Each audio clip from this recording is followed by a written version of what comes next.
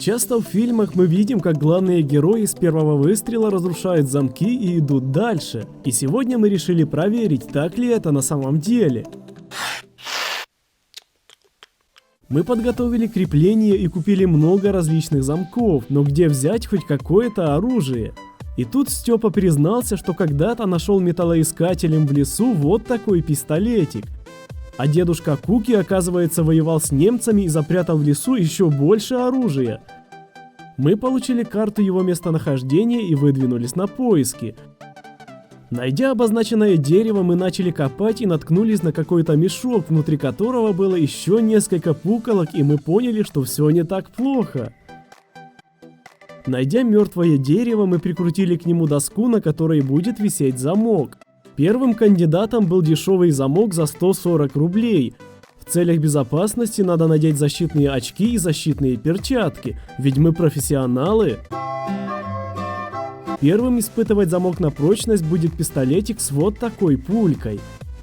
Итак, все затаились в ожидании разрушительной силы. Что? И это все? Может, патрон плохой, попробуем еще раз. Энергии у пули пистолета не хватает, ее металл слишком мягкий и превращается в вот такую лепешку. Дальше мы взяли автомат Калашникова со стандартными патронами и накрутили на него глушитель, чтобы не пугать зверушек. Посмотрим, устоит ли замок. Вот это другое дело. Замок разлетелся на две части, а пуля застряла в середине. Но и замок был далеко не качественным, поэтому теперь мы возьмем украинский замок стоимостью 350 рублей. Ничего себе! Пуля вошла и оставила сильные повреждения, но замок все еще выполняет свою задачу. Мы решили стрельнуть еще разок. Так-то лучше. Пуля прошла на вылет и вонзилась в дерево, а замок развалился на части. Теперь мы взяли наш самый прочный замок стоимостью 700 рублей, который состоит из пластин, скрепленных между собой. И он реально крепкий. Это было ожидаемо, пуля застряла между пластинами, особо не повредив замок. Мы перевернули его другой стороной и, взяв бронебойный патрон, попробовали еще раз. К сожалению, двум пулям автомата Калашникова этот замок не по зубам. Ладно, теперь мы возьмем пулю 12-го калибра и посмотрим, что сможет ружье. Первый замок дался легко, развалившись пополам. И второй ожидала та же участь. Хоть сама пуля мягкая, но она очень тяжелая, и от такой плюхи замок просто рассыпался. Только посмотрите, какая большая вмятина. Что ж, остался самый прочный кандидат. Как думаете, что будет? Вот это да! Замок не ожидал такой подачи, и у него отвалилась верхняя часть. Ну и под конец мы возьмем самый большой патрон и зарядим нашу снайперскую винтовку Драгунова. Еще ее называют СВД. Многие из вас наверняка стреляли из нее, играя в компьютерные игры.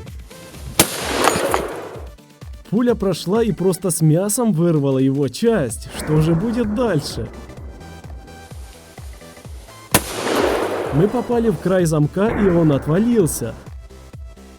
Стреляем еще раз.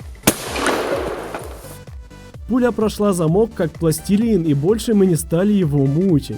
Теперь мы заряжаем бронебойно-зажигательный патрон для самого сильного замка и стреляем.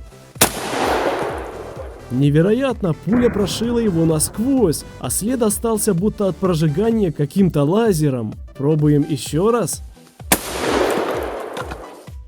И замок повержен. Мы развалили его скобу.